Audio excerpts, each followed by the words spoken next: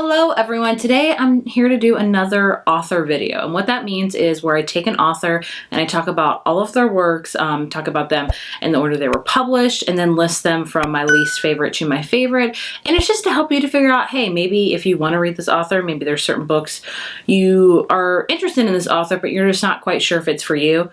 This video is strictly for that. I've done a lot of these. I've done one on Christina Lauren, Frederick Bachman, Liam Moriarty, Casey West, Sarah Dessen. There's a lot of them, and I continue to keep doing the series because I enjoy them. So today we are going to talk about Morgan Matson. She is a YA contemporary author. She just released her 6th book, so I thought, hey, let's do it, because I think like 5 or 6 is probably like the low threshold for me to do an author's video. There's so many more I need to do, like Talia Hibbert, who else do I need to do? I've done one on Taylor Jenkins Reid. I have done that. I'll do one on Riley Sager soon. That's a good idea. But either way, today we're going to talk about all of Morgan Matson books in the order they were published, and then rank them from my least favorite to my favorite, and just tell you all about them. So let's get into it. So like I said, Morgan Matson has 6 books released. Her first one released in 2010, and that was Amy and Roger's Epic Detour. So this one, like I said, released in 2010. This one is a super cute one.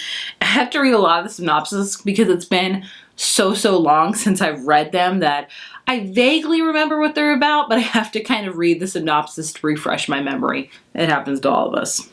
So this is about Amy, who decides, her mom decides to move across country, and it's basically Amy's responsibility to get their car from California to Connecticut.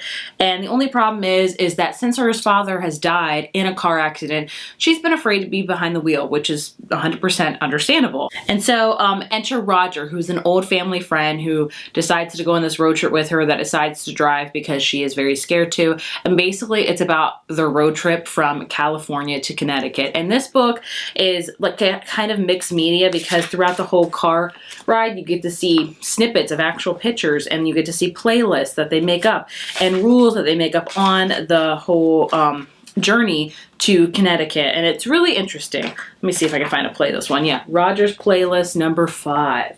And it's just really, I like the multimedia format with it because you get to see exactly where they stopped at, and this is actual real places. Morgan Matson actually took this road trip herself from California to Connecticut, so all the pictures you see in here are her own, and a lot of the playlists are ones that she's made, obviously, since she wrote the book. But I thought it was really cool that she actually took the road trip that she wrote about and put her own pictures in there, and makes it just even more personable in my opinion. So yeah, this was her first book. It was a road trip book, and yeah, it's very interesting. Next up, in 2012, she released Second Chance Summer, easily her saddest book out of the bunch. Don't let this cover fool you. You think, oh, it's summery, it's gonna be light and breezy. No, this book will make you cry. It made me cry. It's about a character named Taylor who, her parents decide to go to their lake house like for one last summer. They haven't been in a while, but they used to go when they were younger. Yeah, so she hasn't been there since she was 12, and she never planned on going back. And she's confronted with people that she never thought she would see again, aka Henry, her first crush, who's all grown up and a lot cuter. And Taylor realizes that she has a second chance with friends, with family, maybe even love. So this book, I'm not gonna lie to you, I will tell you a big trigger warning is parent death in it. I think you can clearly tell by the synopsis and even how the book's gonna go that this is a big event for this family, obviously so. So I hope that doesn't spoil you, but I feel like you do need to know that going into it, because it's a book that I think misleads a lot of people with the cover on it, with it being so summery, but it's truly about Taylor with her summer and her meeting her crush again, and also realizing that this may be the last summer with one of her parents and coming to terms with that. It's very heartwarming, very heart-wrenching as well. Had our really sad summer book, so let's talk about a happy summer book. In 2014, she came out with Since You've Been Gone, aka this is my favorite cover of hers. This is like the start of her kind of photography covers, if you will, where it's actual photos of people. The other two were kind of, yeah, the other two were kind of not the most, but the next 3 covers, the next 4 covers are just real people. So this book is about Sloane and Emily, who are BFFs for life, and they plan to have a great summer. Sloane disappears. Like, she apparently like goes on a trip with her family or just like pizzas out, and Emily's like, what the heck? So, but she leaves behind a to-do list for Emily to do because Emily doesn't come out of her shell. Sloane makes her come out of her shell. And so Emily decides, hey, I'm going to do this to-do list like to honor my friend who's not here that just ditched me for the summer. She's okay. She just ditched her. And basically with that, she meets like a whole bunch of people. Like there's things like apple picking at night, go skinny dipping, things like that. And it's just kind of your quintessential summer book. This book, yes, like when you hear about it, you're like, why is there two girls on the cover if one of the girls like totally ditched her best friend? But it really goes back into the past of like how they've met, how they became friends, how the friendship has really shaped Emily. And it's about friendship at the core of it with a little bit of romance, much like all of Morgan Matson books. 2016, we have The Unexpected Everything. Again, super cute cover with the actual photograph. We have dogs, even if you take the dust jacket off. A girl with a dog. I mean, how cute can it get? It can get pretty cute. But this book is about a character named Andy who's had it all planned out. She's a politician's daughter and she has to raise herself because her dad is just, you know, obviously always in politics, never home, always at events, speaking, you know, things like that. And, she's already applied for her internship, already has amazing friends. And then that was before the scandal. So before having to be in the same house with her dad all the time. Her dad that's never home, that is suddenly home all of the time. And then she also has to start a job as being a dog walker and also before this guy named Clark. And it says, here's the thing, if everything planned out, you can never find the unexpected and what's the fun in that? So this is basically, like I said, about Andy and her dad's a politician. A scandal happens where he has to lay low and so he's home a lot and it kind of reroutes Andy's summer that she had already planned to do all these things and then the scandal happens and it kind of falls apart. If you can't tell, a lot of Morgan Matson books, if not all of them, take place during summer. So they're great books to read in the summer, hence why this video is coming out in the summer. But it's kind of, that's what the book's about. Like again, it's about a lot of familiar relationship, friends, and then romance at it as well. In 2018, since the trend here, it's like every 2 years she'll come out with a book. We have Save the Date. This, as you can tell, clearly is a wedding book. So in case you're not into like super summary books, but want a book about weddings, maybe this is the one for you. Typical cover, always a girl with a dog on it. I'm never complaining about that. And the dust jacket always has something on the other side, so make sure if you buy a Morgan Matson book to check it out. Actually, the main character's parents in this book are cartoonists, and this is like their cartoon, like comic strip, I guess you could say, in the paper called Grant Central Station, because they're the Grants. This book is about a character named Charlie whose sister is getting married. She's getting married at the family home, which I believe the family is going to sell. I'm not sure, but basically Charlie has to help out with a lot of wedding planning because the wedding planner quits, and so she has to help plan it, and that's pretty much what it's about. It's about her family. This one I would say is her most, other than Second Chance Summer, is her most familial, is that the right word, book, where it's really about Charlie's family because she has a lot of siblings and her sister's getting married, her wedding planner quit, so Charlie's trying to step in. And of course, it's kind of the Murphy's Law of books where something can go wrong. If the cake can fall over, if a dog can run into the cake, it's going to happen. So it's kind of got your epic disaster of books, including a wedding into it. This is that. Last book is the most recently released. I believe this got released in May or June, and that is Take Me Home Tonight. And again, this one's kind of different from our other covers where it's not super photographed, but again, dog on the back. We have lots of dogs. It's great. And on the back, it's like another cover you could change called Meanwhile Back in Connecticut. So a lot of her books take place in Connecticut, if you can tell, because I'm thinking that's where Morgan Matson is from. And this is basically, again, a really heavy friendship book. We have Kat and Stevie, who are the best of friends, and we actually follow both of their perspectives. Most of her books are not usually like that. It's only from one person's perspective. But basically, Kat and Stevie live in Connecticut. They decide to go to New York for the night to have some fun, and it's like their phones get lost and they get split up. And so they're both in New York, both separate from each other, and they both have these grand epic adventures. We also have a subplot of another girl back in Connecticut, and it's just totally bananas.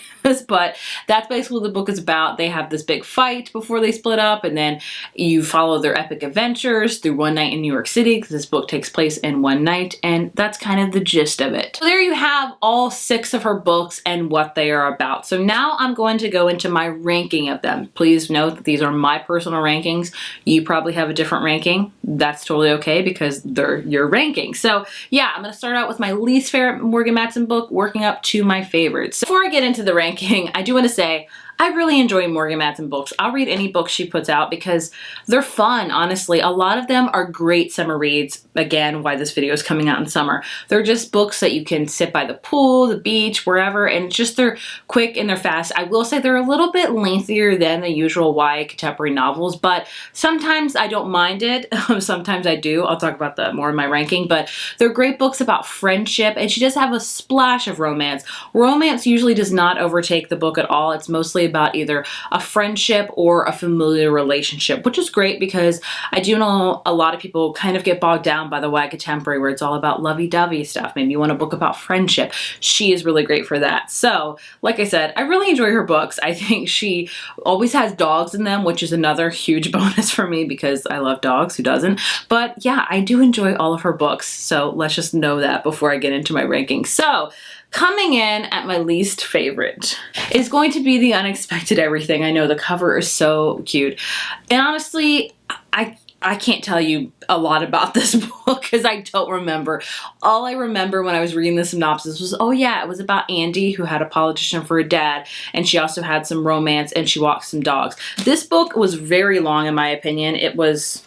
I put the dust jacket on backwards, so forgive me. Yeah, it was almost was it 500 pages? Yeah, it was 500 pages, which to me is way too lengthy for a YA contemporary novel. Like, YA fantasy novel, that's feasible for me. But for a YA contemporary one, I don't think it's just too long. And I don't think a lot happened in this book. I just remember not really loving it. Yes, it is summery. I will recommend it in the summer if you really want to. But it is my least favorite by hers. Like, when I think about her books, I generally don't think about this one first at all. In fact, I often forget about it, so I'm just moving on.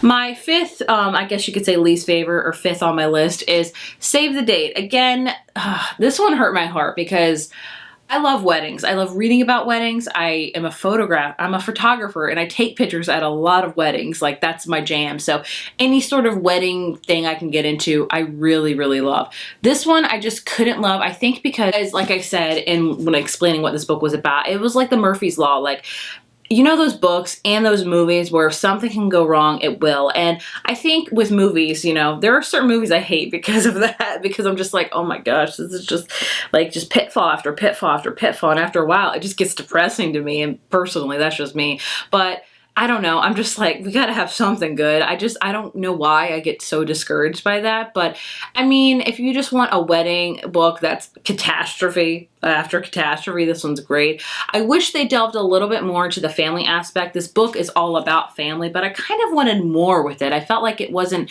super in depth, and yeah, I just didn't love it. I think I would have loved it maybe if it wasn't so like everything wrong that could happen, but I get that that would make probably a boring book, but it wasn't one of my favorites. My last 4, these 4 I actually really enjoy. Those 2 I would say are just the ones that I don't love them. As sad to say it is, I just didn't really love them. I still gave them like a 3 out of 5. It's not a bad rating to me at all. That's kind of average. Those are just my least favorite Morgan Matson books. These last 4, I really enjoyed. They're either a 4 or a 5 on my ranking scale. Number 4 on my list is actually her latest release, Take Me Home Tonight. I found this to be very fun. This is not a super summary book, as in the fact that it does take place during the school year, but it's not really set in school. But it's just a fun book. It's very reminiscent of like Nick and Nor's Infinite Playlist, also Ferris Bueller's Day Off, because it's just a big epic adventure in New York City, and it is filled with a lot of hijinks, like kind of a Murphy's Law book again, where something can go wrong. But I actually really enjoyed it this time. I don't know why, like because they were like, I don't want to say they were fun catastrophes, but they ended up being really interesting and adding a lot to the plot. Also, the subplot was very reminiscent of Adventures in Babysitting. Also, like, meaning that it was just so obscure and so like unrealistic, but I had such a good time with it. I really enjoyed it. It's a fun one. It's not my favorite Morgan Matson book. It fits itself like right there in the middle. I guess you could say smack dab in the middle. It's a good one. And coming in number 3 is her saddest book, Second Chance Summer. I remember reading this, and I think this was my second Morgan Matson book that I read, yeah. And I was thinking it's gonna be light and summery, and I was very fooled, obviously, because again, it's sad and I cried, but it is a beautiful book all about family and rediscovering your connection with family and also rediscovering your connection with somebody from your past. And it's all about her growing up during the summer and embracing things that she previously didn't embrace before.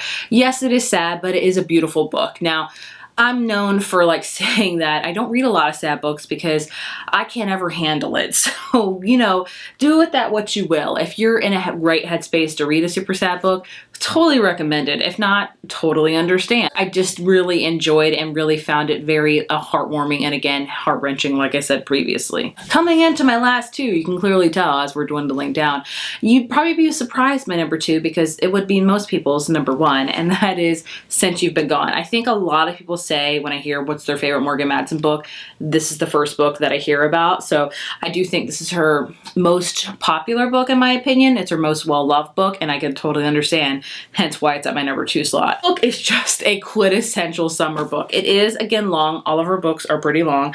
This one almost comes in 500 pages. It's lengthy.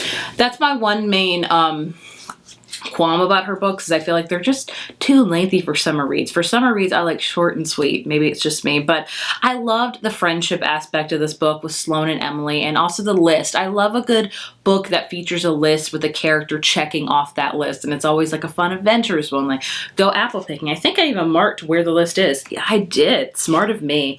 Kiss a stranger, steal something, break something. I don't know if that's really that great. The Backless Dressed and Somewhere to Wear It, Dance Until Dawn, Apple Picking at Night, Sleep Under the Stars. It was just really cute. And she also meets a guy in this book. There is romance in it that, again, is super cute. But I mean, the cover is definitely very summery, and it is a very summery book, all about friendship and new romance. And I really had a great time reading it. I had very fond memories reading this. My favorite book by Morgan Matson is her very first published one, Amy and Roger's Epic Detour. A lot of people actually don't like this book, so I may be like one of the few that really loves it, but I remember loving it. Number 1, I love a good road trip book. I don't love road trips that much because I just don't, but my husband does. But I love reading about a good road trip book. Number 2, the multimedia aspect in this book. The fact that Morgan Matson took this road trip herself and had her own pictures in here and her own playlists and stuff like that. Like, I was a sucker for that. Like, I loved reading the playlist because a lot of the artists I love, like Passion Pit and The National and Siobhan Stevens, Newfound Glory. Like, I was like, this is like, when I read this, I was like, oh my gosh, because my music taste is not obscure. It's just, it's rooted back in high school and it really hasn't changed since then. I'm like from the emo kind of punk rock era, and I haven't changed that much at all when it comes to music, and it's not in at all anymore. So when I was reading this, I was like, oh my gosh, I feel seen, like music taste at least. But I just love the relationship between Amy and Rogers. I would say out of all of her books, this is probably the most romance one because, I mean, the title, Amy and Roger, it's all about them. They are the 2 main characters because they're in that car alone and it's all about their adventure, and I just really loved it. Like I said, some people really don't love this book, but I thought it was so cool how it had pictures in it, how you followed along with them, and I couldn't get over it. Maybe I'm just a sucker for like any sort of like multimedia book, honestly. I want to do this trip myself. Maybe one day. It sounds like an awesome trip. California, Connecticut. I would probably go the opposite because I live on the East Coast. So I'd probably start in Connecticut and end up in California. But either way, I just had such a fond memory reading this, and I just really remember loving it. Also with Morgan Matson books, I should say that when you read them in the future, you're probably going to see characters from a previous book just in like a quick scene, and sometimes I'll even forget about them till somebody points them out because it's just been so long. Like, I know Amy and Roger in another book, and I know other characters are in other books, and it's just really cool how she does that. She'll sprinkle characters from her previous books into her newest books. It's just kind of an ode, I think, to her characters and also to her readers that have been with her for a while that remember these characters. So that was my whole author video on Morgan Matson. I would love to know, what is your favorite Morgan Matson book? What's your least favorite? And if you haven't read a Morgan Matson book, did this video sway you to read one? And if so, which one are you going to read? Which one do you think you would really enjoy? I would love to know. I hope you enjoy this video. As always, I'm looking to do more authors, relate specific videos. So if you have any authors you want to see, please leave them down below. I try to always do authors that I've read all of the books on, hence why there's not a ton in this series, because I'm continually still reading and things like that. But nevertheless, I hope you enjoyed. Thank you guys so much for watching, and I will see you in my next video. Bye.